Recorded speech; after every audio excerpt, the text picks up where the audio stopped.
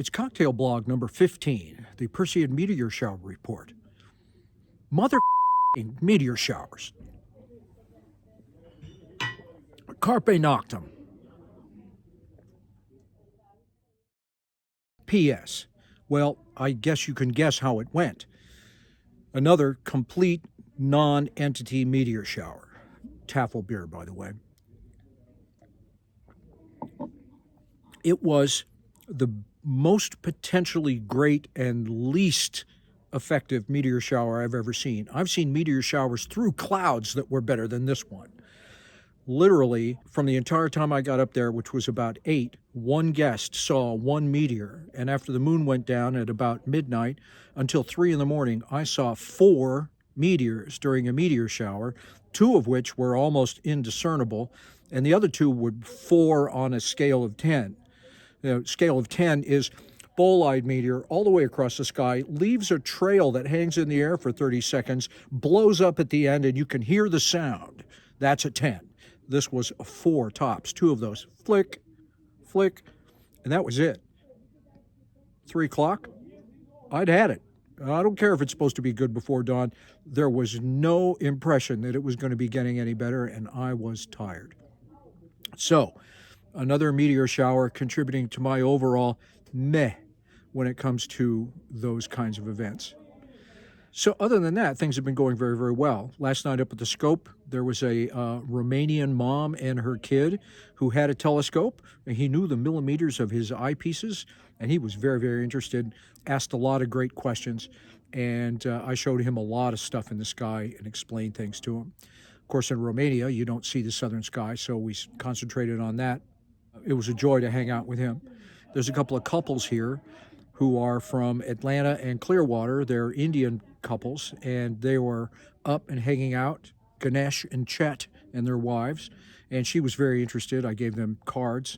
They want to come to Hilton Head and play golf, and so I'm all down with that. So it was great to have them up at the scope as well. I'm kind of running out of targets to shoot while the moon is up, so tonight I'm going to shoot the moon. And I've never really gotten a good picture of the moon at exactly first quarter, so I'm looking to get that. I was looking around for targets on the map the other day, and I happened to be up in this constellation I know nothing about. It's a constellation of Ara, which is right on the border with Norma. I don't know who Norma is, but she's damn important. And I found this thing up there called NGC 6188, which, as it turns out, has the name the Firebird Nebula, although I had to dig to find that. And so it looked like a great target, but wasn't on any of my lists. And I thought, okay, well, I'm just going to shoot this up because this seems worthwhile. And so I did the appropriate soak. I got about 5 or 6 hours worth of data in hydrogen, red, green, and blue. And I started processing the image, and it's like, what is this thing over on the edge of the photo? I'm looking at it. This is really a significantly cool little thing. Oh, and look at that expanding shell around it. I'm like, this is something. I got to figure out what this is. So I got the image done. Here, I'll show it to you. And here's a close-up of that thing, which turns out to be NGC 6164, the Dragon's Egg Nebula. How cool is that?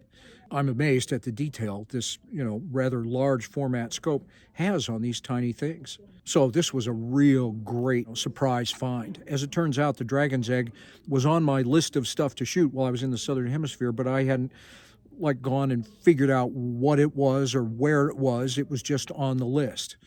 Some of the things on my list are delayed until later because they need to come up from the south and get up to the north so you can shoot them.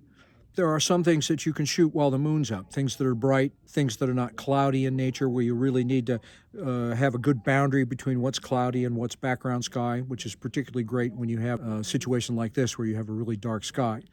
But really going to have to contend with the moon. I've got 7 more days until it's full, and then I've got 3 or 4 days after that where you've got a few hours each night before the moon comes up, and so you can get something right away in darkness.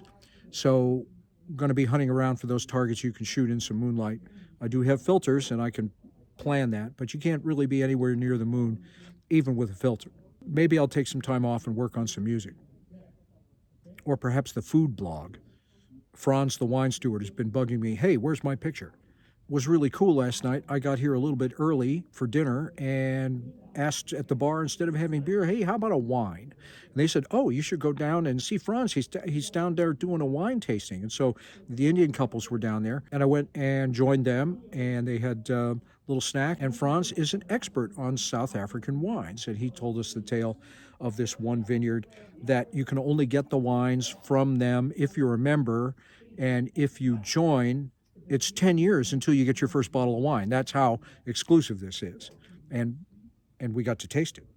Well, there's not a whole lot more. I'm going to put some images up on Facebook with the usual text explanations, but that takes a little time to write. I'll be trickling those out.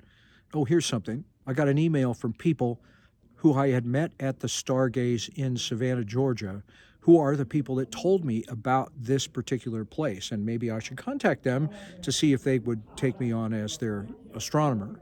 And so they are in Namibia, not staying at this resort, but at a nearby one. And we're going to meet up tomorrow and see what kind of trouble we can get into. So that was fun. Imagine running into somebody you know in Namibia. That's crazy. Well, that's about it. If anything else crops up, I'll be sure and do another cocktail blog. In the meantime, this time for real, carpe noctem.